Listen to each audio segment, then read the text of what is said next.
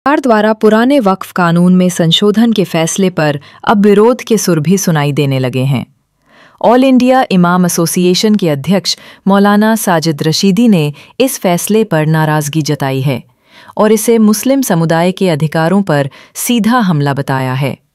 सरकार ने हाल ही में वक्फ एक्ट 1995 में कई अहम बदलाव करते हुए वक्फ संशोधन अधिनियम को लागू करने की घोषणा की है। सरकार का तर्क है कि इससे वक्फ संपत्तियों में पारदर्शिता आएगी और अवैध कब्जों पर लगाम लगेगी। देखिए, वक्फ बोर्ड पर जो भी फैसला सुप्रीम कोर्ट का आया है, ये तवक्को के खिलाफ है, जैसी हमें उम्मीद थी।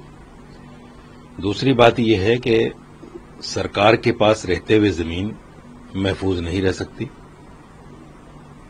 सरकार को और कोर्ट को चाहिए कि ये जमीन गुरुद्वारा प्रबंधक कमेटी की तरह मुसलमानों को दे दी जाए, क्योंकि हमने पहले देखा है। मैं आपको एक चीज दिखाना चाहता हूं।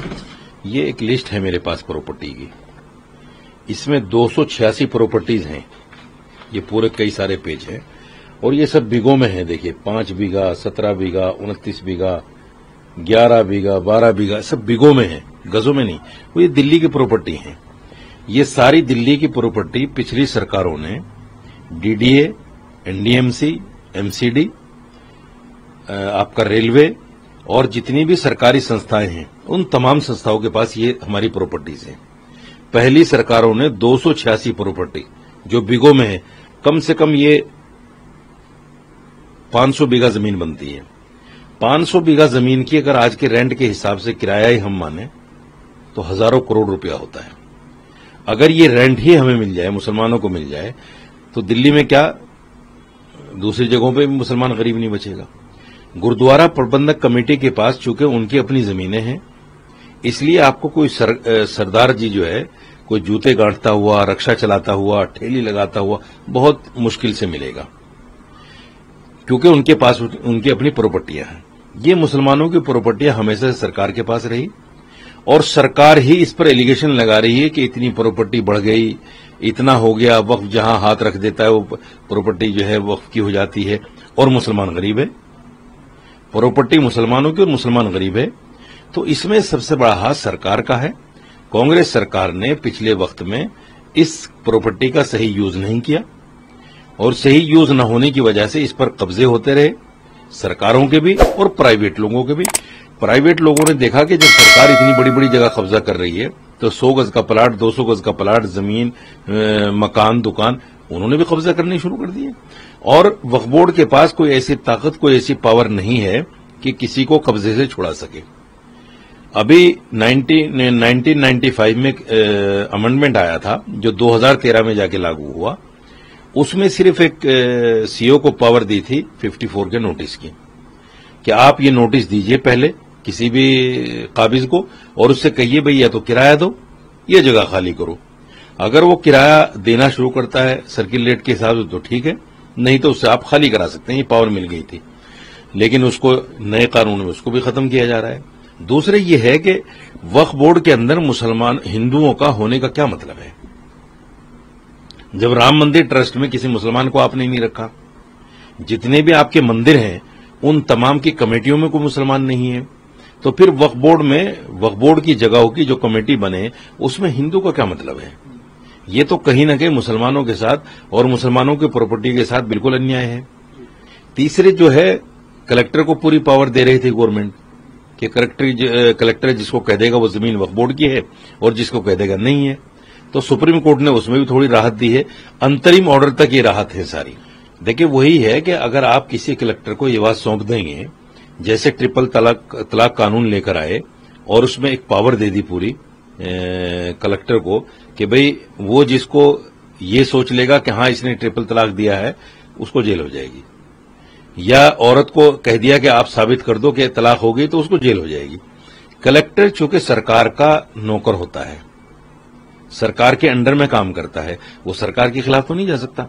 अभी तक ये जो प्रॉपर्टियां हमारी गई हैं, इसका मेन कारण ये है कि सरकार का चेयरमैन बनता है वक्फ बोर्ड में, सरकार के मेंबर आते हैं वक्फ बोर्ड में, सरकार जैसे चाहती है उनसे साइन करा लेती है और वो पार्टी के लोग होते हैं जो 10 साल 20 साल पार्टी की सेवा करते हैं, फिर उनको चेयरमैन बना दिया जाता है, वो भी लूटते हैं और सरकार को भी देते हैं। तो ये जो सारा मामला है, मेरे हिसाब से सुप्रीम कोर्ट को इस पर संज्ञान लेकर ये पूछना चाहिए सरकार से कि भाई ये प्रॉपर्टी आप अपने पास क्यों रखना चाहते हैं, इसको मुसलमानों को क्यों नहीं देते।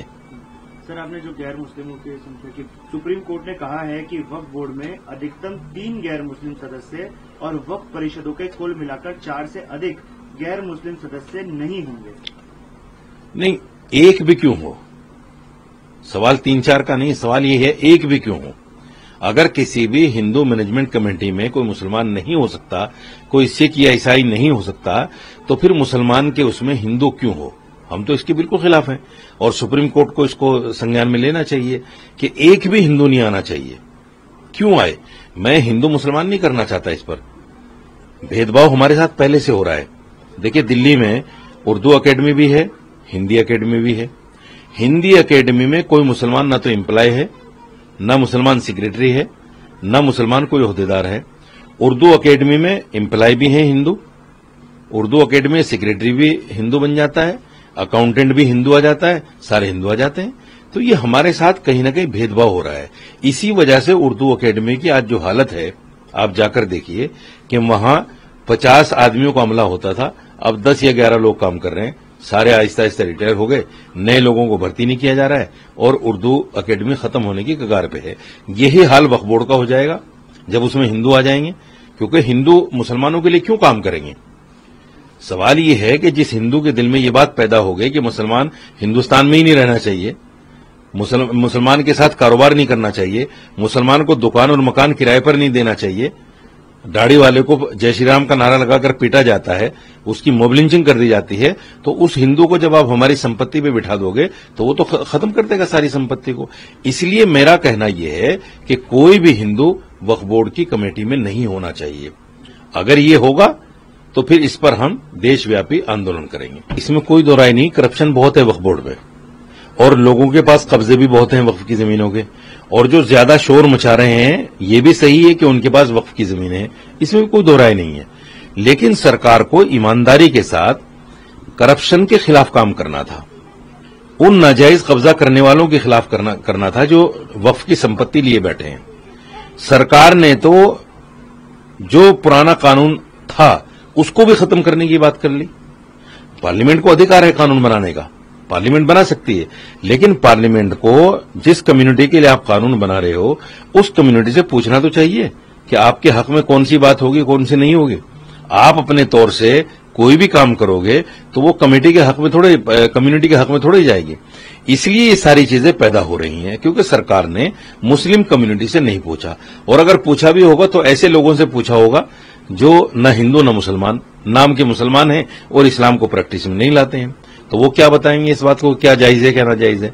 तो मेरा कहना यह है कि ये वक्फ संपत्ति जो है हमारे हिसाब से इस्लामिक आस्था के मुताबिक अल्लाह की संपत्ति है, और ये उन लोगों के लिए है जो मिस्कीन हैं, यतीम हैं, बेवा हैं या स्कूली बच्चे हैं जिनके पास पैसा देने के लिए, फीस देने के लिए पैसा नहीं है, ऐसे लोगों के लिए संपत्ति है।